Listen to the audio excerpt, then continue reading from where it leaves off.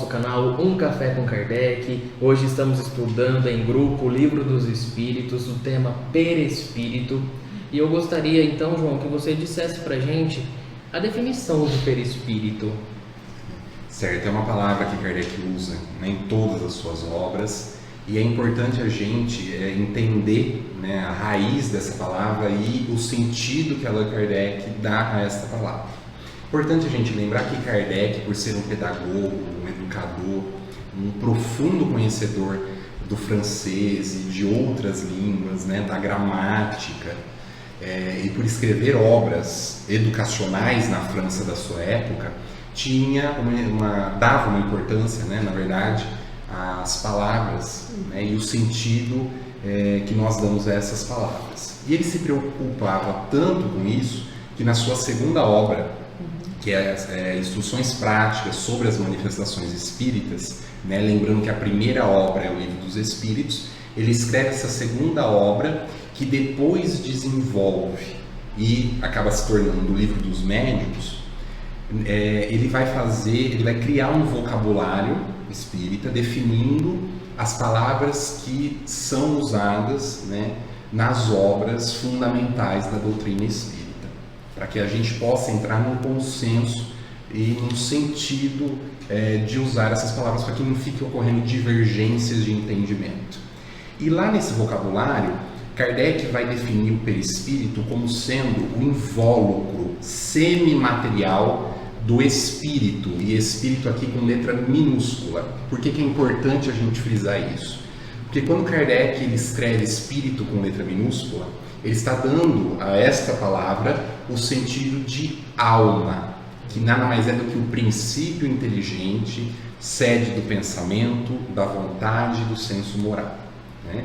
E espírito com letra maiúscula, o ser, né? Que é definido exatamente por ter esse perispírito, esse corpo fluídico de uma matéria tão menos densa do que o corpo físico, né, que por isso que não consegue impressionar os nossos sentidos físicos no seu estado normal, e que vai envolver esse princípio de inteligência e acompanhar esse princípio, esse espírito durante toda a sua vida como espírito. Ele também define como sendo indestrutível, então o perispírito não é destruído. E como o espírito também não regride, o perispírito ele não pode perder as suas propriedades, né? Importante a gente ter isso em mente sempre. O perispírito ele também tem uma forma, né, que é dada segundo a vontade do espírito e que normalmente vai ser a forma da sua última encarnação. Isso não significa que ele não pode modificar essa forma, né, para se apresentar a um determinado médium e tudo mais, que vai facilitar o seu reconhecimento, né?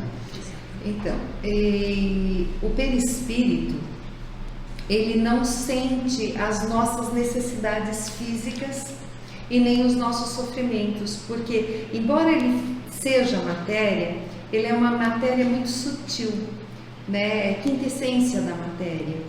Então o espírito ele não sente fome, ele não sente frio e ele não sente as dores físicas, eles têm a percepção da dor, né? Das suas necessidades que seriam do corpo físico, porque eles já viveram isso, mas eles não têm essa necessidade, né, Ana? Isso, porque quem é o instrumento da dor é o corpo físico, é o corpo. O perispírito ele não tem essa necessidade, ele tem as sensações, né? Aquilo que o corpo sente, ele só recebe as sensações.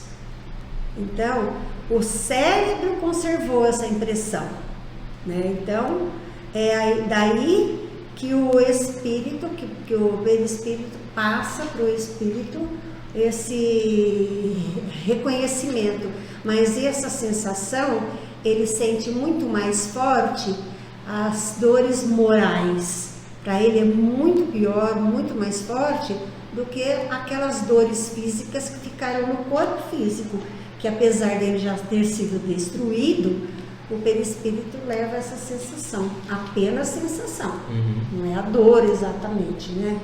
E isso é muito importante nós entendermos, porque o espírito não sente necessidade de repouso, não sente fadiga, não sente sede, não sente fome.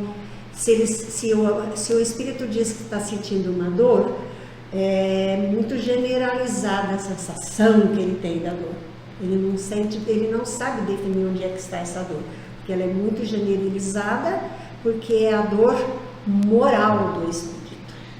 E toda essa informação que a Ana trouxe pra gente está na questão 257 Isso. do Livro dos Espíritos, que é de grande importância todos nós que estamos estudando conhecer essa questão e analisar ponto por ponto, porque realmente é isso mesmo, né? O espírito não tem necessidade de dor, não tem fome, não tem sede, não tem frio, não tem calor. Por quê? Porque o perispírito não conserva isso, porque isso é da matéria.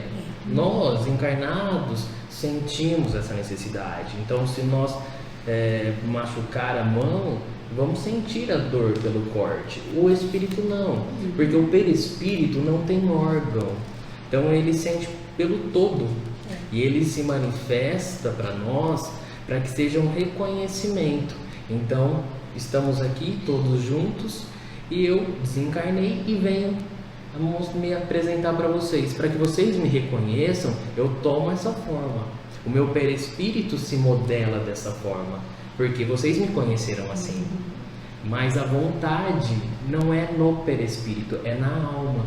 O perispírito apenas faz a ação, toma a forma, para que você possa ser reconhecido. Então, quando nós observamos, né, um médium clarividente dizer assim, olha, eu estou vendo um espírito, na verdade ele está vendo o perispírito, porque ele está tomando aquela forma, né? Ele está tomando aquela ideia, aquele jeito todo. Porém, o perispírito, na sua profunda, do seu jeito profundo, ele não tem uma forma, ele não tem um jeito, ele não tem uma definição em si, né? Então isso a gente precisa muito entender, né? É interessante esse exemplo, né, que nos é dado a respeito da dor do membro fantasma, né? Que é essa definição de, por exemplo, quando o indivíduo ele perde um membro, um braço, uma perna, e ele acha que ainda está sentindo dor lá, mas não tem mais o membro físico. Exato. Né? Muitos espíritas vão acreditar que essa dor, esse frio, essa coceira que ele sente nesse membro que foi amputado é porque a perna ou o braço do perispírito está sentindo isso. E como o perispírito não tem órgão, isso não seria possível, né? Então, na verdade, é como a Ana disse, apenas essa lembrança do membro que existiu. Quando o indivíduo ele desencarna e perde esse corpo físico, vai ser a mesma coisa, né? Enquanto encarnado, a dor que ele sente é por conta de uma questão do cérebro, né? Quando ele desencarna, a lembrança que ele tem dos seus sofrimentos faz com que ele acredite, dependendo do seu grau de depuração, que ele ainda sente fisicamente algo, né? É muito interessante você dizer, frisar bem, grau de depuração. Sim. Né? Porque muitas vezes o espírito está mais evoluído, ele não vai ter essas sensações mais, né? Exatamente. E a literatura espírita, principalmente nas revistas espíritas, tem muitos exemplos disso. Não é? E nós nos dispomos depois em colocar na descrição do vídeo a respeito de onde encontrar isso. Então, espíritos que se manifestavam dizendo que tinham necessidades de se alimentar, né? Ou que se manifestavam sem a aparência de uma parte do corpo e que nem por isso deixavam de deixar claro ao longo da sua investigação, conforme Kardec ia questionando, né, de que aquelas necessidades eram apenas necessidades aparentes e não reais, de que o espírito ele tinha apenas o desejo de se alimentar, mas não a necessidade desta alimentação. Olha que importante a gente entender isso, né? Senão a gente cai numa contradição muito grande, que é a contradição de que se eu posso realmente me alimentar no mundo espiritual, qual é a necessidade de eu trabalhar ao longo da minha vida para ir me desfazendo, né, desse envolvimento tão grande que eu tenho com a matéria, né? Olha a importância que isso tem.